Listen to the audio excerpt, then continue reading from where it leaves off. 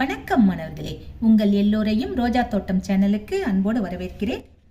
மாணவர்களே, இன்று நாம் அரசாங்க அமைப்புகள் மற்றும் மக்களாட்சி என்ற 9ஆம் வகுப்பு சமூக அறிவியல் பாடத்தில் கொடுக்கப்பட்டிருக்கும் ஒரு மதிப்பெண் கேள்விகளுக்கு விடைகளை படிக்கலாமா?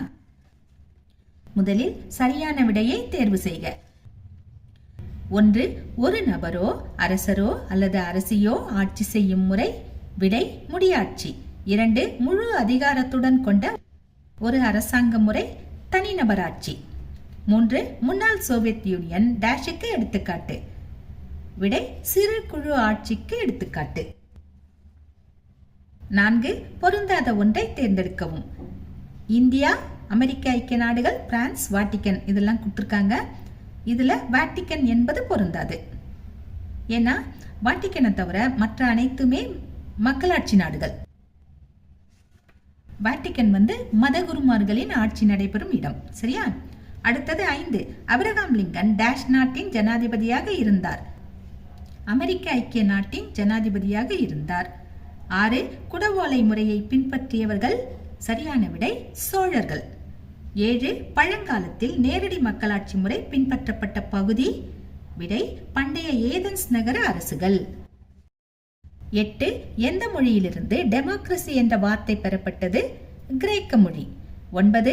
மக்களாட்சியில் இறுதி அதிகாரம் பெற்றவர்கள். விடை மக்கள். 10.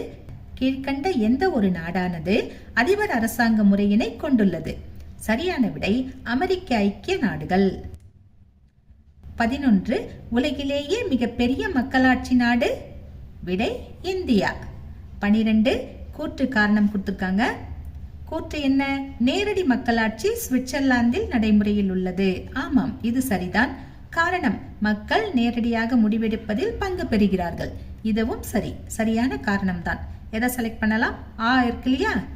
ஏ மற்றும் ஆர் இரண்டும் சரியானது மற்றும் ஆர் ஏவை விளக்குகிறது. இதை செலக்ட் பண்ணுங்க. அடுத்தது 13. கூற்று என்ன தந்திருக்காங்க? இந்தியாவில் நாடாளுமன்ற அரசாங்க முறை பின்பற்றப்படுகிறது. ஆமாம், இது சரிதான். காரணம், இந்திய நாடாளுமன்றம் 2 சபைகளை உள்ளடக்கியது. ஆமாம், இதுவும் சரிதான். அந்த கூற்றை பத்தின விளக்கம் தான் இது இல்லையா? அதனால இதையும் இதுக்கும் நாம ஆ ஆப்ஷனையே செலக்ட் பண்ணலாம். அடுத்தது 14. வாக்குரிமையின் பொருள். சரியான விடை வாக்களிக்கும் உரிமை. அடுத்தது 15. அனைவருக்கும் வாக்குரிமை வழங்குவது. எந்த சமத்துவம்னா அரசியல் சமத்துவம். 16. பிரதமரை நியமிப்பவர் குடியரசுத் தலைவர். சரியான விடை குடியரசுத் தலைவர். 17. குடியரசுத் தலைவரால் நியமிக்கப்படுபவர்கள்.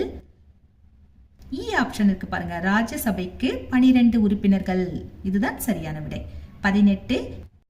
இந்தியாவில் சுதந்திரத்திற்கு பிறகு முதல் பொது தேர்தல் நடைபெற்ற ஆண்டு. ஆ ஆப்ஷன் இருக்கு பாருங்க, 1951 52 வரை இருக்கு இல்லையா? இதை செலக்ட் பண்ணலாம். அடுத்தது கோடிட்ட இடத்தை நிரப்புக. 1. இந்திய அரசியலமைப்பு இறுதியாக ஏற்றுக்கொள்ளப்பட்ட ஆண்டு நவம்பர் 26, 1949. 2. 2 வகையான மக்களாட்சி டேஷ் மற்றும் டேஷ் ஆகும். நேரடி மக்களாட்சி மற்றும் மறைமுக மக்களாட்சி ஆகும். 3.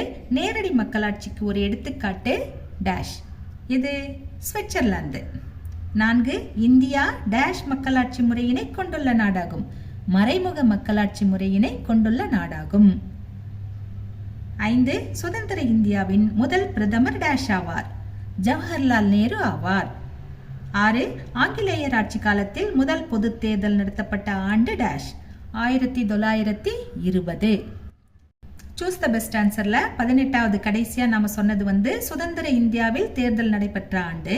இது ஆங்கிலேயர் ஆட்சியில் பொது தேர்தல் நடைபெற்ற ஆண்டு. சரியா? ரெண்டுத்துக்கும் உள்ள வித்தியாசத்தை புரிஞ்சுக்கணும்.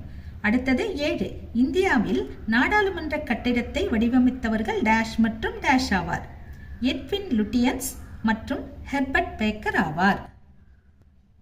அடுத்தது பொருத்துக. தனிநபராட்சி இதனை வடகொரியாவோடு பொருத்தலாம்.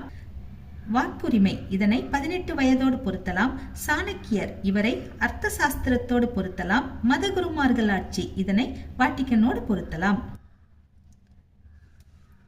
மாணவர்களே, இன்று நாம் அரசாங்க அமைப்புகள் மற்றும் மக்களாட்சி என்ற பாடத்தில் கொடுக்கப்பட்ட ஒரு மதிப்பெண் கேள்விகளுக்கு விடைகளை பார்த்தோம். நாம் வேறு பாடத்தோடு மீண்டும் சந்திக்கலாம். டாடா, பாய்.